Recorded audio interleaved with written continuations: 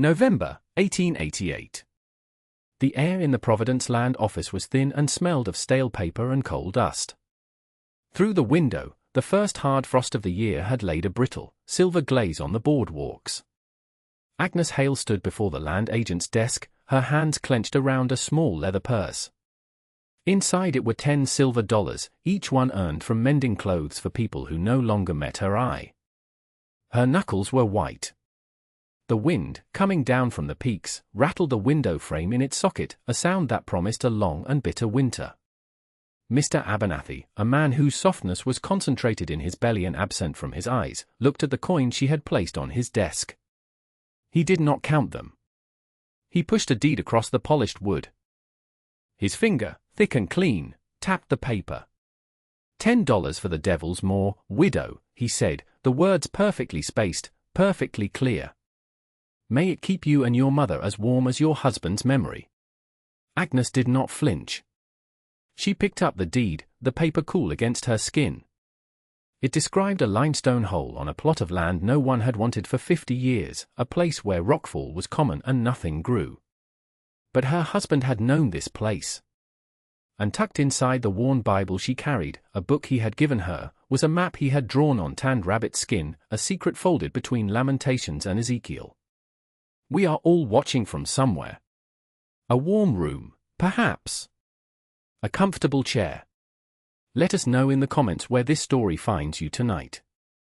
Agnes was a student of a silent language. While the other women of Providence learned the rhythms of the needle, the weight of dough, and the catechism, she had learned the grammar of the earth. Her late husband, Robert, had not been a farmer. He was a geologist, a man who saw history not in ledgers and laws but in sedimentary layers and veins of quartz. He had seen the world as a book of stone, and he had taught his wife how to read it. She filled notebooks not with recipes or household accounts, but with sketches of rock strata, notes on soil composition, and meticulous observations of where the snow melted first on the hillsides after a storm. While other women gathered to speak of children and husbands, Agnes walked the ridges with her German shepherd, Luther, at her side.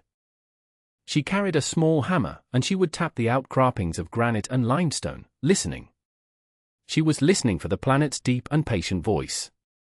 The sound a solid rock made was different from the sound of a hollow one. The resonance of a dry fissure was not the same as one that carried water deep within.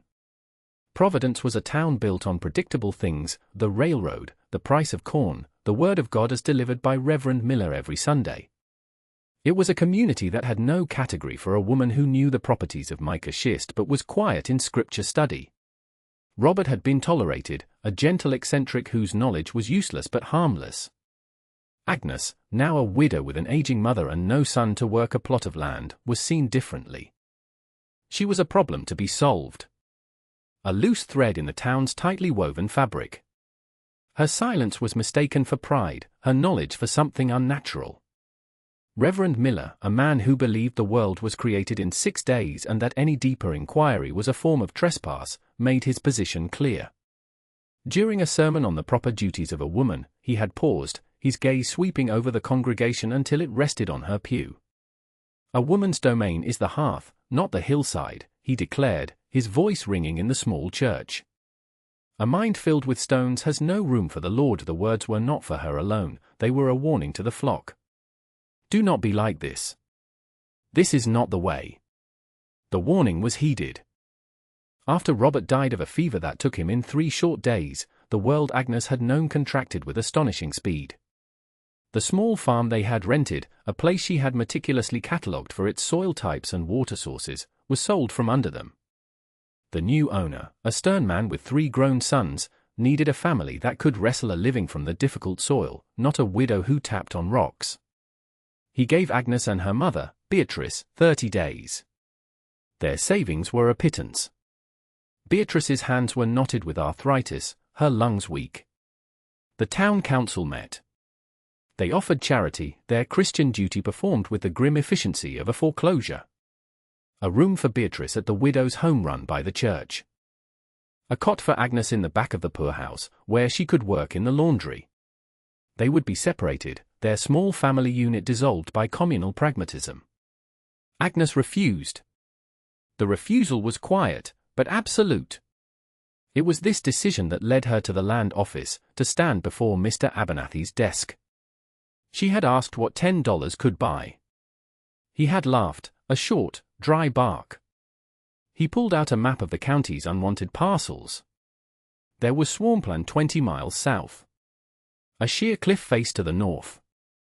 And then there was the plot just outside of town, a place the local children dared each other to enter on a full moon. The Devil's Moor. A collapsed limestone cave on a hillside of scrub pine and loose shale. It was worthless. It was theirs. The first week in the cave was a lesson in the physics of despair.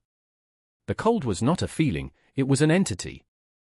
It lived in the damp limestone walls, it coiled in the low places on the floor, and it seeped into their blankets, their clothes, and their bones. Agnes and her 70-year-old mother, Beatrice, huddled together with their dog, Luther, a trinity of shivering bodies in the oppressive dark. Their only light came from a single tallow candle that threw huge, dancing shadows against the uneven rock, making the cave seem to breathe around them. Agnes's hands, usually so capable, grew clumsy and stiff. The simple act of striking a match required 3 attempts, her fingers numb and uncooperative. Beatrice's cough, a minor annoyance in their small, rented house, became a constant, percussive sound in the cave, each bark echoing in the silence. The sound was wet and deep, and it frightened Agnes more than the cold. She would lie awake, long after her mother had drifted into a restless sleep, and listen to the rasp of each breath. The air they exhaled hung in front of their faces, a visible ghost of the life still in them. Their bodies began to fail in small, specific ways. Ache settled deep in their joints. Their teeth began to ache from the constant, low-grade shivering that vibrated through their jaws. When Agnes went to the nearby creek to fetch water, a dizzy spell would sometimes take her, the world tilting violently, and she would have to drop to her hands and knees in the frozen mud, waiting for it to pass. She rationed their food with a grim precision. A handful of oats for breakfast, a single potato and a slice of dried meat for supper. Hunger was a dull, persistent ache beneath her ribs. One night, the temperature dropped precipitously. The wind howled at the mouth of the cave, a mournful, predatory sound. Beatrice was delirious with a low fever, muttering names of people long dead. Luther, pressed against Agnes's back, trembled violently, his warmth a small, failing comfort. In the absolute, crushing darkness, Agnes considered surrender. She thought of the poorhouse laundry. The steam would be warm. The meals, however meager, would be regular. She thought of going back to town, of knocking on Reverend Miller's door, of begging. This cave, she thought, was not a shelter. It was a tomb of their own choosing. Her story, her mother's story, would end here, 2 frozen bodies discovered in the spring thaw.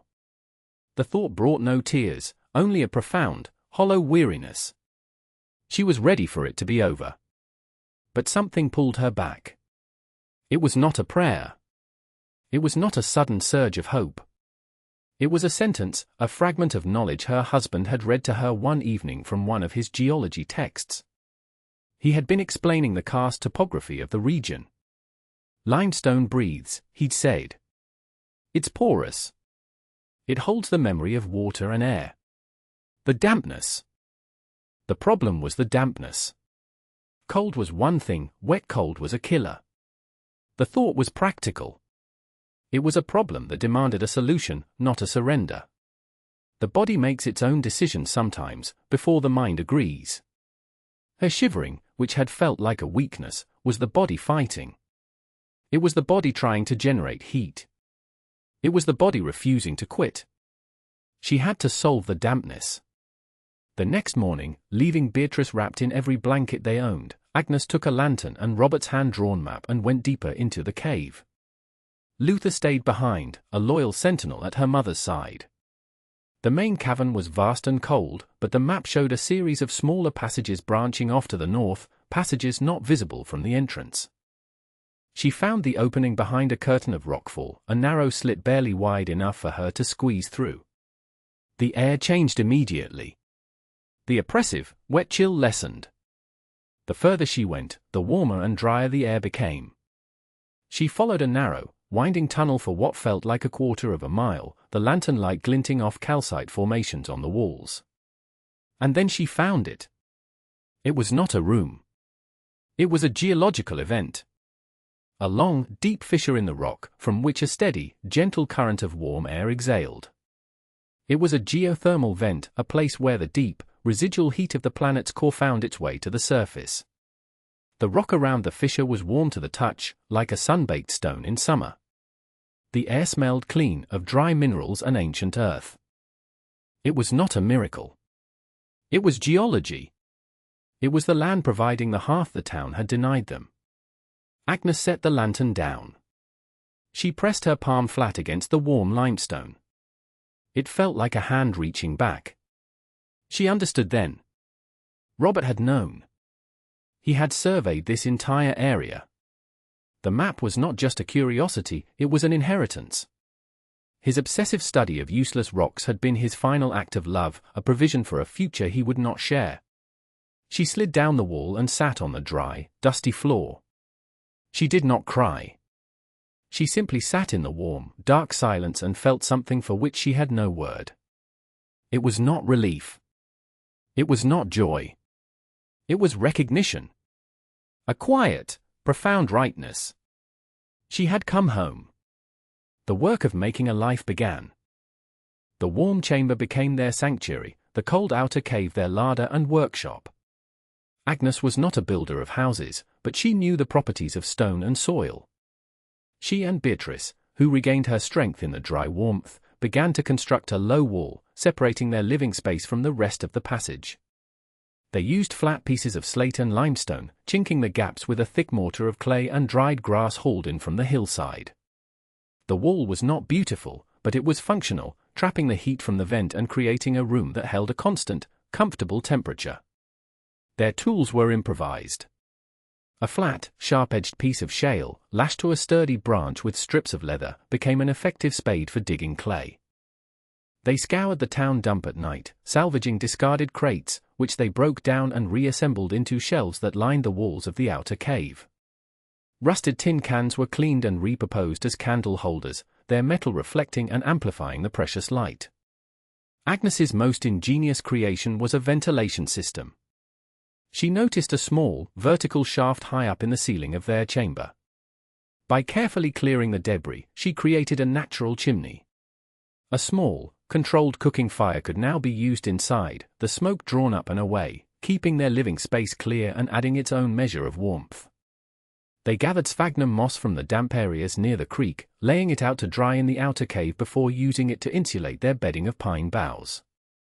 The moss was light, dry, and surprisingly warm.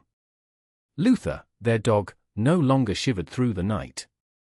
He would stretch out on the moss bed near the warm wall, his deep, contented sighs a constant reassurance in the quiet dark. The cave, away from the influence of the geothermal vent, maintained a steady, cool temperature, colder than their living quarters but never freezing. It was a perfect natural root cellar. With the last of their money, Agnes had bought not just oats and flour, but 50-pound sacks of potatoes, onions, carrots, and beans. They stored them in the salvaged crates, lining the cold, dark passages. They were stockpiling survival, one sack at a time. But the true proof of their new world, the moment that transformed their existence from mere survival to something more, was born of a radical experiment. Agnes had read of troglodyte farms in France, of mushrooms grown in the absolute dark. She wondered if the stable warmth of the vent could sustain something more. Over several weeks, she hauled bucket after bucket of rich, dark soil from a sheltered hollow on the hillside into the cave. She filled shallow wooden crates salvaged from the dump and placed them along the wall closest to the warm fissure. She had carefully saved seeds from her garden the previous summer, wrapping them in cloth and storing them in a small tin box. With painstaking care, she planted them. Basil, parsley, hardy lettuce, and chives. It felt like a fool's errand, planting a garden in the dead of winter, deep inside the earth. But the warmth was constant, and a faint, filtered light reached the passage from a high crevice for a few hours each day. Agnes tended the crates with a devotion that was almost religious. She watered them with creek water she allowed to warm to the cave's temperature. In the second week of January, when the world outside was locked in ice and snow, the first proof emerged. A small clutch of pale lettuce, followed by the sharp, green scent of parsley. And then, the basil. The smell of it in the enclosed space was overwhelming. It was the smell of summer, of life, of defiance. Agnes plucked a single, perfect leaf and handed it to her mother. Beatrice held it to her nose, inhaling the fragrance. Then she crushed it between her thumb and forefinger and brought them to her lips. She closed her eyes. A single tear traced a path through the dust on her cheek. It was not a tear of sadness.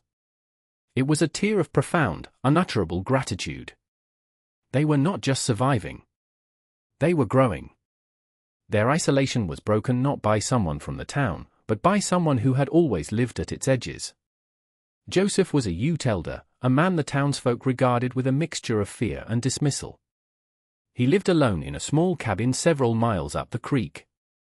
He moved through the landscape with a quiet economy of motion, his presence felt more than seen. He was drawn not by smoke, for Agnes's fire was nearly smokeless, but by the subtle shift in the patterns of the land. He saw her tracks, saw the earth she had moved, and he was curious. He appeared at the mouth of the cave one afternoon, standing silently until Agnes noticed him. Luther did not bark, but stood, a low rumble in his chest. Joseph held up an open hand. He carried a brace of rabbits. He offered them without a word. Agnes, in return, gestured for him to enter. He walked into the cold outer cave, his eyes taking in the neatly stacked shelves, the organized supplies. When she led him into the warm inner chamber, he stopped. He looked at the garden crates, at the vibrant green life flourishing in the rock. He touched a parsley leaf, much as Beatrice had done. He looked at Agnes, and for the first time, she saw someone whose eyes held not judgment, but understanding. He did not see witchcraft. He saw wisdom. Joseph became their ally. He was not a savior, Agnes and Beatrice had already saved themselves. He was a repository of knowledge that could not be found in Robert's geology books. He showed them how to set snares that were nearly invisible. He taught them which tree bark could be brewed into a tea to soothe Beatrice's cough, and which roots, dug from the frozen ground, were richest in nutrients. He showed her how to properly dry strips of venison over the warm vent, creating a jerky that would last for months. In exchange, Agnes shared her herbs, her vegetables, and the steady, reliable warmth of her home. He and Beatrice would often sit together near the low fire, speaking in quiet tones, sharing stories from two different worlds that had found a common ground deep within the earth. The winter of 1888 was the worst in a generation. A heavy, wet snow fell in early December and did not leave. The supply train from the east was delayed, then cancelled. The shelves in the general store grew bare. Mr. Gable, the storekeeper, began rationing flour and sugar. Sickness, a deep, chest-rattling cough, settled over the town. The first hint of their existence reached Providence through Joseph. He had gone to trade some furs for salt and coffee. As part of the bargain, he offered Mr. Gable a small, fragrant bunch of parsley. Gable looked at it as if it were a serpent. "Where did you get this?" he demanded. "From the woman in the rock," Joseph said simply, and would say no more. The rumor spread like a virus. The widow Hale and her mother, living in the Devil's Maw. Growing green things in the dark. Reverend Miller heard the whispers and preached a thunderous sermon against unnatural harvests and things grown in darkness, hinting at bargains made with unseen forces. But hunger is a more persuasive sermon than damnation. The first to come was the blacksmith's wife.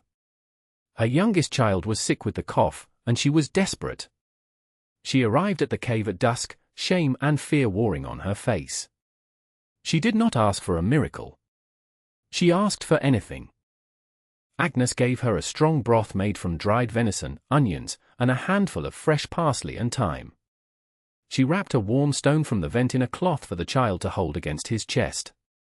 The woman left without a word.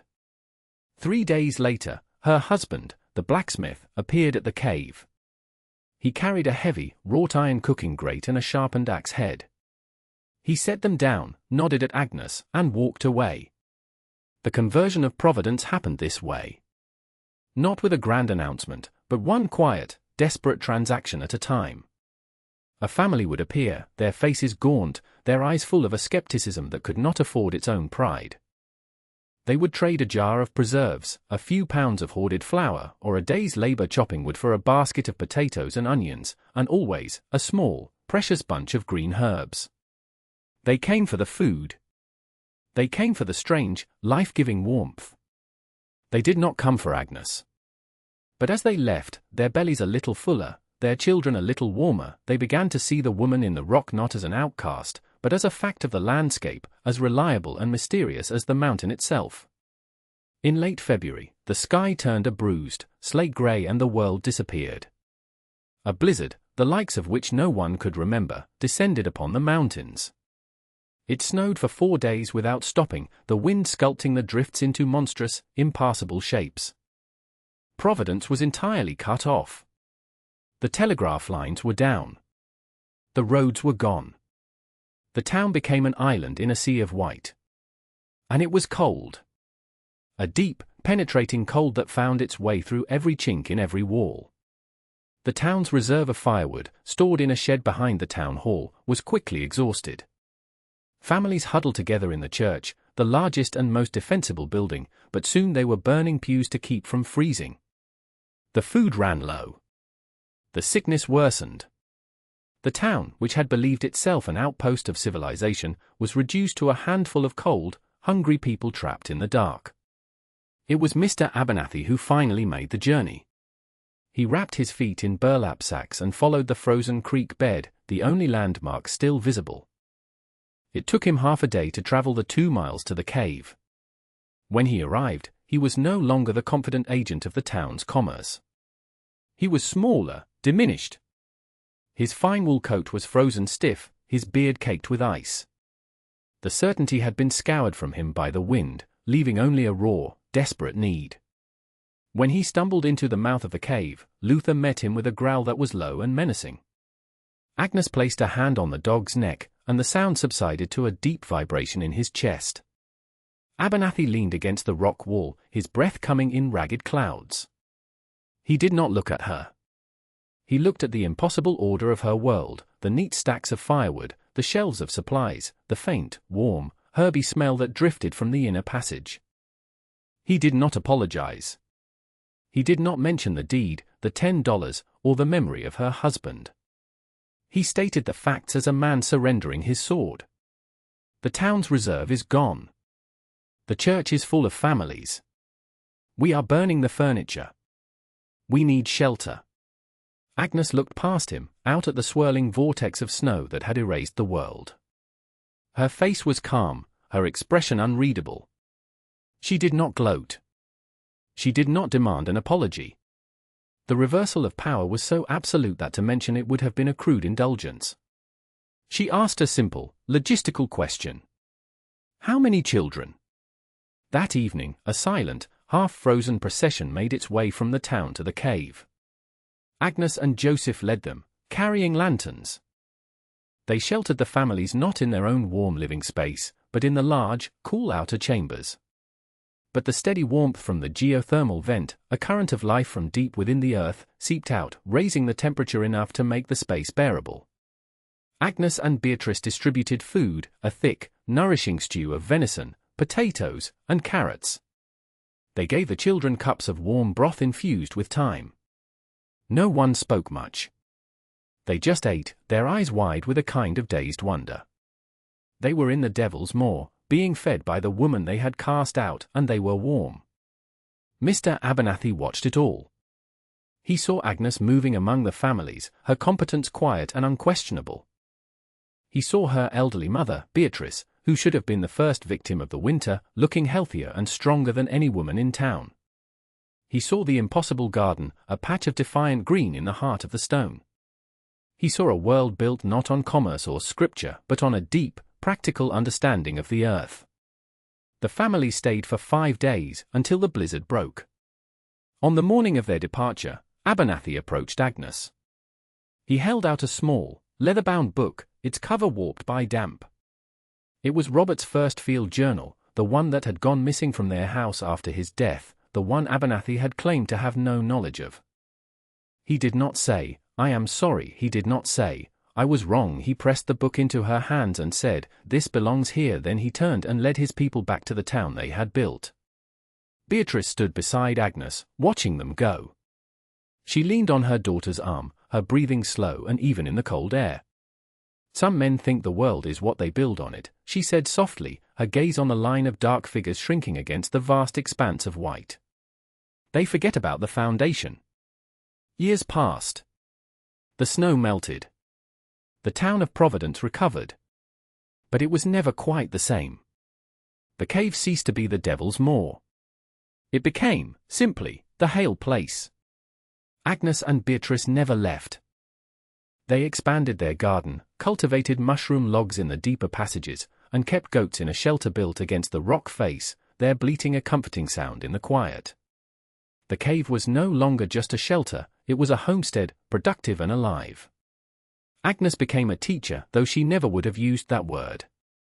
Other women, widowed or abandoned, found their way to her. She taught them not from books, but from the land itself. She taught them how to find water, how to identify edible plants, how to read the weather in the clouds and the wind.